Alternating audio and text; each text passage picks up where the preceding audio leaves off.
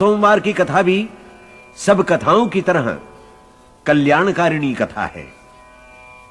भगवान आशुतोष शिव की कृपा की कथा है, जिसके द्वारा व्यक्ति, स्त्री हो या पुरुष, अपने अपकर्म का प्रायश्चित्त करता है। असत्य, छल कपट, लोभ और अहंकार के कारण जो कष्ट मिला है उससे मुक्ति पाता है और अवढरदानी भोलेनाथ की आराधना से उनकी कृपा का पात्र बनता है, सुख शांति से जीवन बिताता है। यदि हम भी इस आशय को समझ लें और उस पर श्रद्धा और विश्वास के साथ आचरण भी करें, तभी हमारा व्रत सफल होगा, तभी हमारा जीवन भी सफल होगा और तभी हमारा कथा श्रवण भी सफल होगा। डर या दिखावे के अधीन व्रत या कथा अर्थहीन है, फलहीन है। श्रद्धा और विश्वास स्वयं भगवान शंकर और पार्वती के प्रतीक रूप है। फिर उनके बिना तो सिद्ध पुरुष भी अपने अंतःकरण में ईश्वर के दर्शन नहीं कर सकता। तुलसी ने बड़ी मार्मिकता से अभिव्यक्त किया है रामायण में इसे। भवानी शंकरौ वंदे श्रद्धा विश्वास रूपिणौ याभ्यम विना न पश्यन्ति सिद्धा स्वांतस्थमिश्वरम।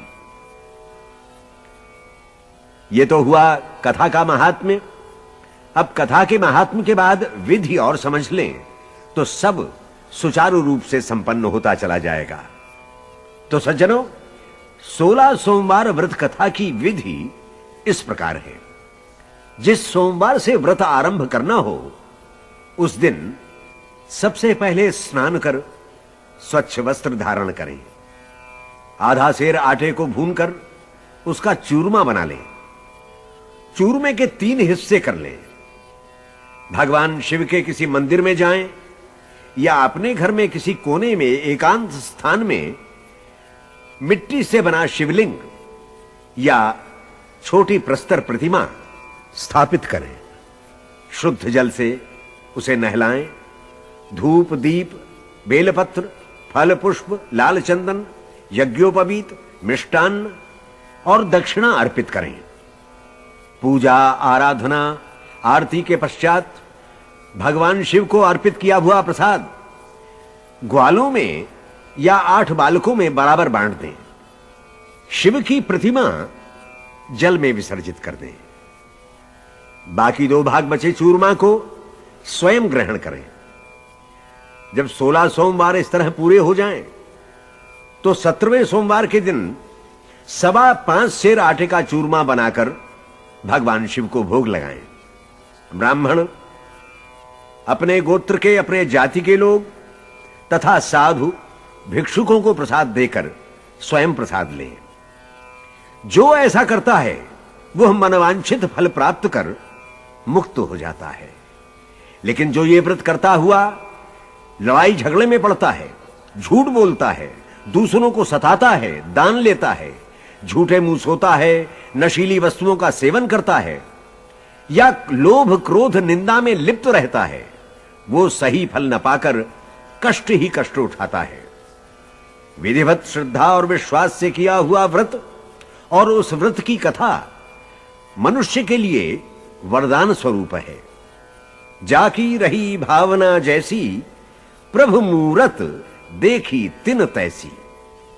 तो आइए सज्जनों, सबसे पहले श्री गणेश को ध्याएं, फिर भगवान शिव का अभिषेक कर तदुपरांत कथा का श्रवण करें। तो पहले ओम श्री गणाधिपतये नमः। ओम सुमुखश्चैकदन्तश्च कपिलो गजकर्णकः लंबोदरश्च विकटो विघ्ननाशो विनायकः भूम्रकेतुर्गणाध्यक्षो भालचंद्रो गजाननः 12 नामानि यः पठेत् शृणुयादपि विद्यारंभे विवाहे च प्रवेशे निर्गमे तथा संग्रामे संकटे चैव विघ्नस्तस्य न जायते। शुक्लांबरधरं देवं शशिवर्णं चतुर्भुजं प्रसन्नवदनं ध्यायेत् सर्वविघ्नोपशान्तये। अभीप्सितार्थ सिद्ध्यर्थम पूजितो यः सुरासुरैः सर्वविघ्नहरस्तस्मै गणाधिपतये नमः। अब दाहिने हाथ में अक्षत, पुष्प, गंध, द्रव्य और जल लेकर संकल्प करें और जहां जहां मंत्र में आपको अमुक मासे, अमुक तिथौ, अमुक वासरे, अमुक गोत्रः, अमुक नामः सुनाई दे, उस जगह आप उस समय जो मास हो, उस दिन जो तिथि हो और जो आपका गोत्र हो, नाम हो, उसे मन में बोलते जाएं। ओम नमः परमात्मने श्री पुरुषोत्तमाय श्री विष्णुराज्ञया प्रवर्तमाने ब्रह्मणो द्वितीये परार्धे श्री श्वेत वाराह कल्पे वैवस्वत मन्वन्तरे अष्टाविंशतितमे कलियुगे प्रथम चरणे जम्बूद्वीपे भरतखंडे आर्यावर्तैक देशांतर्गते अमुक क्षेत्रे अमुक संवत्सरे अमुक मासे अमुक पक्षे अमुक तिथौ अमुक वासरे यथा लग्न मुहूर्त योग करणान्विते अमुक नामाहम सर्वविधि पीड़ा निवृत्ति पूर्वक विपुल पुत्र पौत्राद्यनवच्छिन्न धन धान्य समृद्ध्यर्थम सकलस्य जगतः कल्याणार्थं च श्री महादेव पूजनम करिष्ये। शिवलिंग को पंचामृत से स्नान कराएं, अर्थात पहले दूध से स्नान कराएं, फिर दही से, घी से, मधु से यानी शहद से और फिर पांचवें अमृत शर्करा से। इन पांचों में से हर एक से स्नान कराने के बाद शुद्ध जल से नहलाते जाएं और अंत में हाथ में जल का पात्र पकड़कर उसकी धारा से शिवलिंग का अभिषेक करें। फिर उसे पोंछकर वस्त्र कोपीन दें, यज्ञोपवीत दें, गंध का लेप करें, चंदन लगाएं, बेलपत्र चढ़ाएं, माल्यार्पण करें। ऋतुफल, मिष्टान्न और चूरमे का एक भाग भोग के रूप में अर्पित करें और उसके बाद भोलेनाथ का ध्यान धरकर उनकी आरती उतारते हुए उनसे प्रार्थना करें।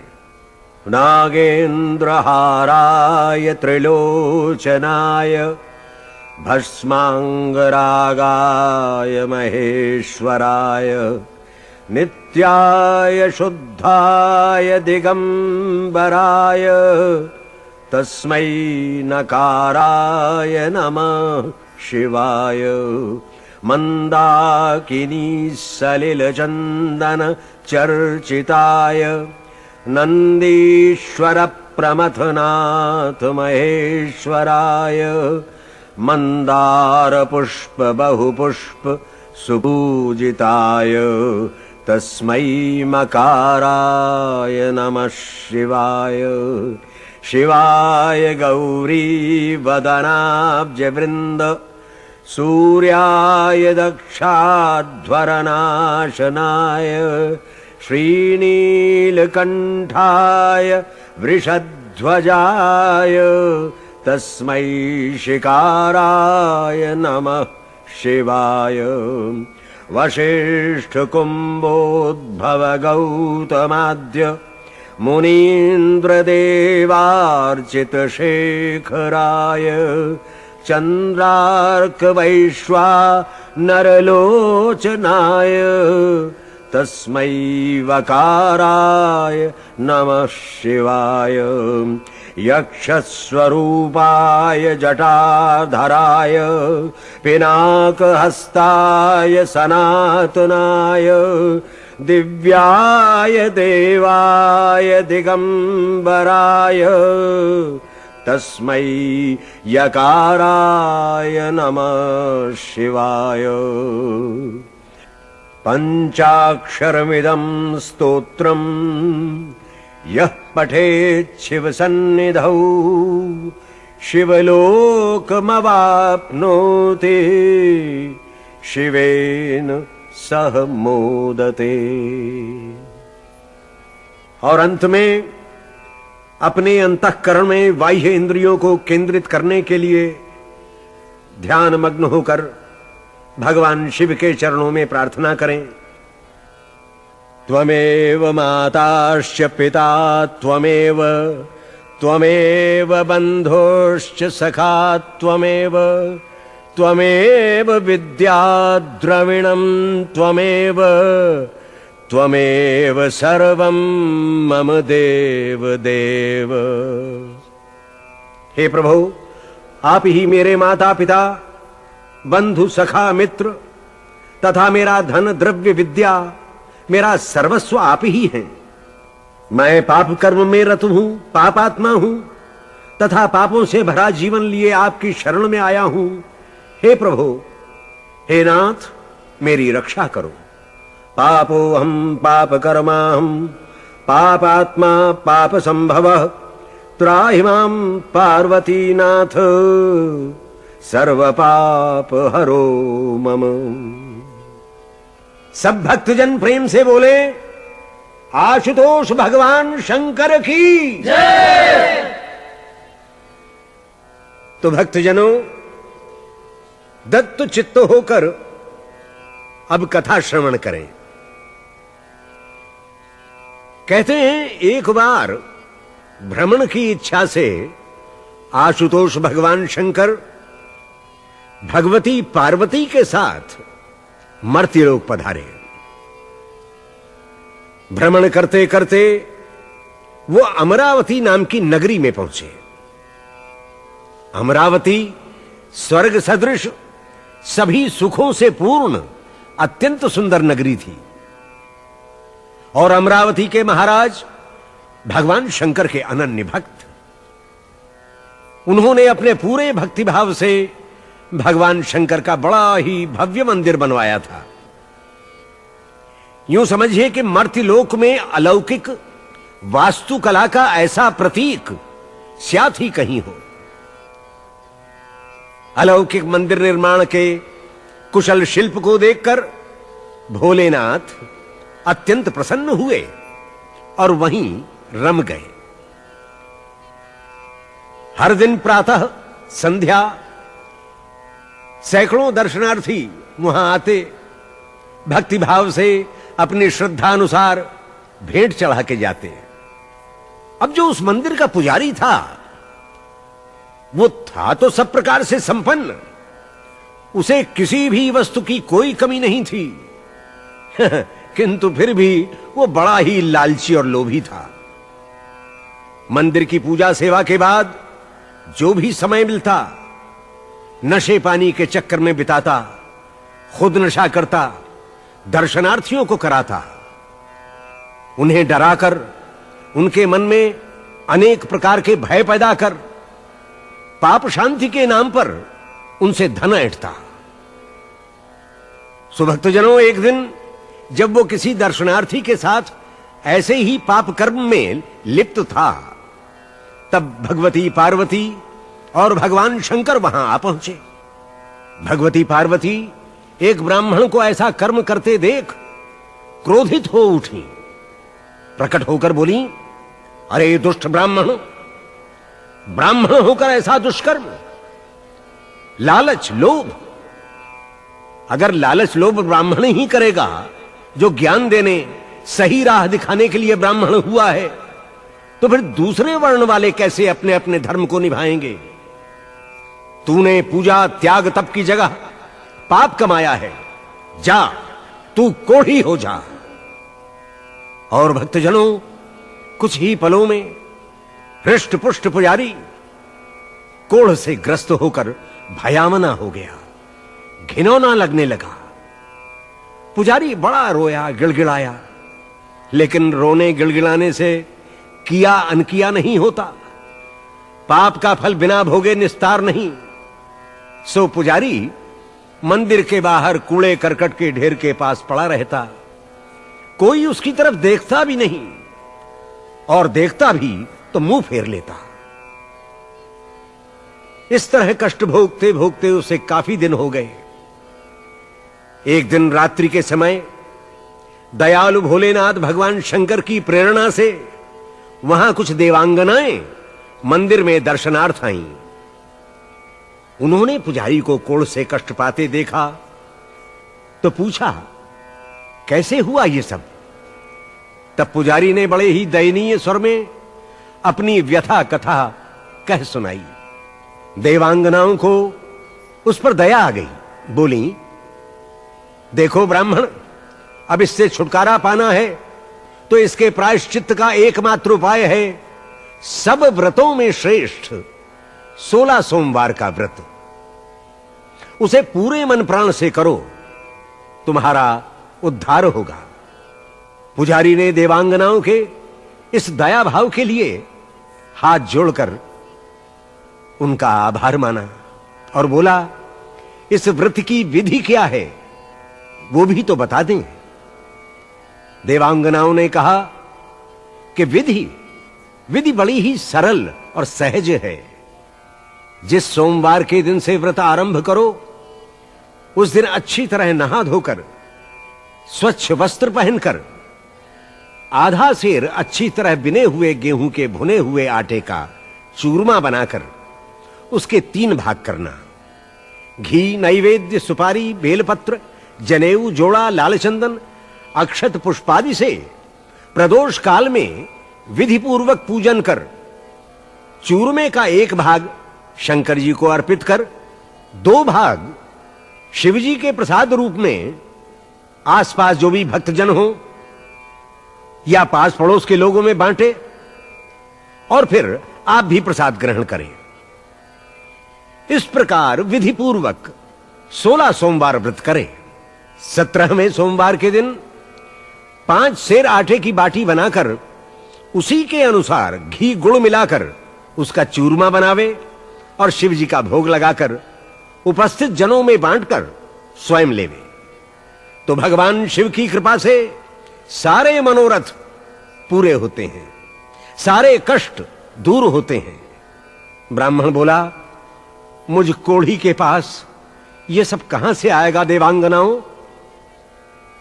देवकन्याएं बोली, तू श्रद्धा और विश्वास के साथ संकल्प तो कर। और यह कहकर देवकन्याएं अदृश्य हो गईं। करनी ईश्वर की, भाग्य आदमी का। 16 सोमवार व्रत का संकल्प करते ही पुजारी के साथ जो घटा वो आश्चर्यचकित कर देने वाला था। उसने अपना मंतव्य कहकर लोगों से प्रार्थना की तो जो लोग उसकी बात सुनना तो दूर, उसकी तरफ मुंह भी नहीं करते थे, उन्होंने उस कोढ़ी ब्राह्मण की बात सुनी। उस व्रत के लिए जो भी आवश्यक था वो सब सुलभ किया और वह ब्राह्मण पुजारी भगवान भोलेनाथ की कृपा से 16 सोमवार का व्रत संपन्न कर कोढ़ से मुक्त होकर फिर से उस मंदिर का पुजारी बन गया। आगे की कथा इस प्रकार है कि जब एक बार फिर भगवती पार्वती भगवान शिव के साथ उस मंदिर में पधारी तो उस पुजारी को कोढ़ से मुक्त देखकर आश्चर्यचकित रह गईं। उन्होंने पुजारी से पूछा, यह सब कैसे संभव हुआ? पुजारी ने 16 सोमवार व्रत की महिमा और विधि कह सुनाई। तब तो भगवती पार्वती बड़ी ही प्रसन्न हुई। उन्होंने कहा वो भी इस व्रत को विधि पूर्वक करेंगी जिससे उनके रूठे हुए ज्येष्ठ पुत्र कार्तिकेय उनके पास आ जाएंगे। और भक्तजनों, वही हुआ। पार्वती जी के व्रत संपन्न करते ही कार्तिकेय मां के पास आ गए। आ तो गए, लेकिन कार्तिकेय को भी आश्चर्य था कि एकाएक उनका मन कैसे बदल गया। मां से बोले, हे माता, ऐसा क्या किया उपाय तुमने जो मेरा मन अधीर हो गया और मैं स्वतः तुम्हारे पास चला आया? पार्वती जी ने 16 सोमवार व्रत कथा की महिमा बताई। फिर तो कार्तिकेय ने परदेश गए अपने ब्राह्मण मित्र से मिलने के लिए इस व्रत को किया और ब्राह्मण मित्र उनसे मिलने चला आया। ब्राह्मण मित्र के पूछने पर कि यह किस उपाय से संभव हुआ, कार्तिकेय ने जो भगवती पार्वती ने उन्हें बताया था वो सब ब्राह्मण मित्र को कह सुनाया। फिर तो ब्राह्मण ने भी अपने विवाह की मनोकामना की पूर्ति के लिए यह व्रत किया और व्रत के प्रभाव से वो विदेश गया। एक दिन हाट में वहां के राजा की लड़की के स्वयंवर की घोषणा सुनकर कुतूहलवश स्वयंवर सभा में जा पहुंचा। राजा का प्रण था कि उनकी श्रृंगारित हथनी जिस नवयुवक के गले में माला डालेगी उसी को राजकन्या वरेगी। ब्राह्मण पुत्र स्वयंवर सभा में जाकर एक कोने में बैठ गया। स्वयंवर के नियत समय हथिनी माला सूंड में पकड़े आई और सीधे वहीं जा पहुंची जहां ब्राह्मण कुमार बैठा था। हथिनी ने सबके देखते देखते माला ऊपर उठाई और ब्राह्मण कुमार के गले में डाल दी। दूर देशों से आए राजकुमार यह देखकर अवाक रह गए। प्रण तो प्रण राजा को भी निभाना पड़ा और बड़ी धूमधाम से अपनी कन्या का विवाह उस ब्राह्मण कुमार से कर दिया। उसे बहुत सा धन दिया। ब्राह्मण कुमार प्रमुदित अपने देश लौटकर राजकन्या के साथ सुखी जीवन व्यतीत करने लगा।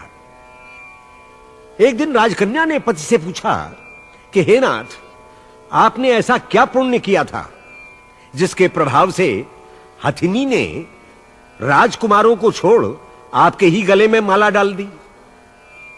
ब्राह्मण ने कार्तिकेय द्वारा बताई 16 सोमवार व्रत की महिमा कह सुनाई। तो भक्तों, उसके बाद पुत्र कामना से उस राजकन्या ने 16 सोमवार का व्रत किया और उसके गर्भ से बड़ा ही विद्वान ज्ञानवान पुत्र पैदा हुआ। जब वो बड़ा हुआ तो एक दिन अपनी जिज्ञासा शांति के लिए उसने मां से पूछा कि हे मां, किस देवता, किस पुण्य के प्रभाव से मैं तेरे पुत्र के रूप में उत्पन्न हुआ। माता से सब अच्छी तरह समझकर उस ब्राह्मण पुत्र ने राज्याधिकार प्राप्त करने के लिए इस व्रत को किया। व्रत संपन्न होने पर व्रत के प्रभाव से किसी एक देश के वृद्ध राजा के दूतों ने आकर उसकी राजकन्या के लिए इस ब्राह्मण पुत्र का चयन किया। राजसी ढंग से विवाह हुआ और वृद्ध राजा के स्वर्गवासी होने पर उस ब्राह्मण युवक को वो राज्य भी मिल गया, क्योंकि दिवंगत राजा का अपना कोई पुत्र नहीं था। राज्य प्राप्ति के बाद भी उस ब्राह्मण पुत्र ने 16 सोमवार का व्रत किया। 17वां सोमवार आया तो उसने अपनी प्रियतमा से पूजन सामग्री शिवालय ले चलने के लिए कहा, लेकिन राजकन्या ने पूजा सामग्री तो शिवालय में भिजवा दी, स्वयं वहां नहीं गई। जब पूजन समाप्त हुआ तो आकाशवाणी हुई कि हे विप्रराज, तू अपनी रानी को शीघ्र ही राज्य से बाहर कर दे, अन्यथा तू पछताएगा, तेरा सर्वनाश हो जाएगा। ब्राह्मण राजा बड़े असमंजस में पड़ गया। वो तत्काल मंत्रणा गृह में गया, सभासदों को आकाशवाणी में जो सुना था कह सुनाया। सभी सभासद विस्मय और दुख में डूब गए। सोचने लगे कि जिसके कारण इसे राज्य मिला उसे राज्य से निकालना क्या उचित होगा, किंतु विवश होकर रानी को राज्य से निकालना ही पड़ा। रानी भाग्य को कोसती नंगे पैर साधारण वस्त्रों में राज्य से बाहर कर दी गई। थकी मांदी भूख से व्याकुल जब वो एक नगर में पहुंची तो उसे एक बुढ़िया मिली जो सूत काटकर बाजार में बेचने जा रही थी। रानी की दयनीय दशा देखकर बोली, ले बेटी, मेरा सूत बिकवा दे, मैं बूढ़ी हूं, भाव ताव करना भी नहीं आता। रानी ने बुढ़िया की बात सुनकर गठरी अपने सिर पर रख ली और कुछ ही दूर चली थी कि जोर की आंधी आई और सारा सूत पोटली सहित उड़ गया। बेचारी बुढ़िया छाती पीटती रानी को कोसती रह गई। फिर रानी उसी नगर में एक तेली के घर पहुंची तो उसके सभी तेल से भरे बर्तन चटक कर टूट गए, सारा तेल बह गया। तेली ने उसे धक्के देकर घर से बाहर निकाल दिया।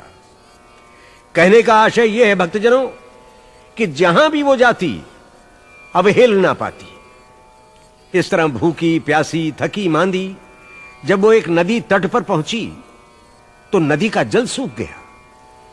प्यास से उसका गला चटक रहा था। क्या करे, कुछ समझ में नहीं आ रहा था। चलते चलते एक तालाब दिखाई दिया तो जल्दी जल्दी सीढ़ियां पार कर जो ही चुल्लू में पानी लेना चाहा तो जल में असंख्य कीड़े बिलबिलाते हुए दिखाई दिए। रानी ने भाग्य को कोसते हुए माथा ठोक लिया। उसे लगा कि वो गिर पड़ेगी, पर किसी तरह ऊपर आकर रास्ते के किनारे के एक पेड़ के नीचे जाकर वो लेटने ही लगी थी कि क्या देखती है कि पेड़ के सारे पत्ते झड़ गए। इस तरह जिस जिस पेड़ के नीचे वो जाती ऐसा ही होता। नदी, तालाब और पेड़ों की ये दशा देखकर उस जगह के लोग और ग्वाले दुखी हो गए। उनकी गऊएं बिना चारा पानी के दुर्बल होने लगीं। वहीं पास के मंदिर में एक गुसाई जी रहते थे। ग्वालों ने उनके पास जाकर गुहार लगाई, विपदा सुनाई। गुसाई जी ने उसे अपने पास बुलाया।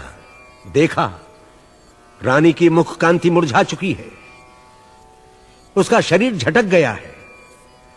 गुसाई जी जान गए कि यह स्त्री विधि की मारी कोई कुलीन अबला है। गुसाई जी ने रानी को मंदिर में अपनी पुत्री की तरह रहने को कहा।